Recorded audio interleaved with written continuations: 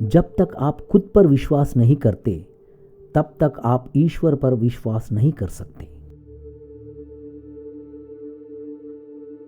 उठना, जागना और तब तक मत रुको जब तक लक्ष्य प्राप्त ना हो जाए। संसार एक महान व्यायामशाला है जहां हम स्वयं को शक्तिशाली बनाने आते हैं। हम वो है जो हमें हमारे सोच ने बनाया है। इसीलिए इस बात का ध्यान रखें कि आप क्या सोचते हैं। शब्द गौन है, विचार जीते हैं, वे बहुत दूर तक जाते हैं। किसी की निंदा ना करें। यदि आप मदद के लिए हाथ बढ़ा सकते हैं तो ऐसा करें। यदि आप नहीं कर सकते हैं तो अपने हाथ जोड़कर अपने भाइयों को आशीर्वाद दें और उन्हें अपने रास्ते जाने दें।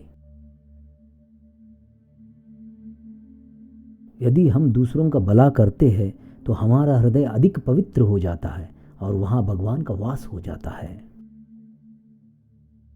आपको भीतर से विकसित होना है। कोई आपको पढ़ा नहीं सकता, कोई आपको आध्यात्मिक नहीं बना सकता। आपकी आत्मा के अलावा और कोई शिक्षक नहीं है।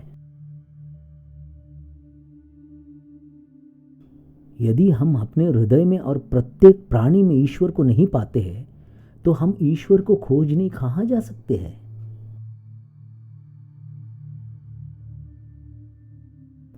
जब कोई विचार विशेष रूप से दिमाग पर कब्जा कर लेता है तो यह वास्तविक भौतिक या मानसिक स्थिति में बदल जाता है।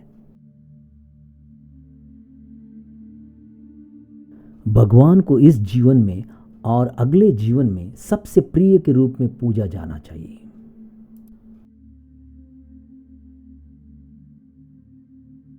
ब्रह्मांड की सारी शक्तियां पहले से ही हमारी है। हम ही हैं जो आंखों के आगे हाथ रखकर रोते हैं कि अंधेरा है।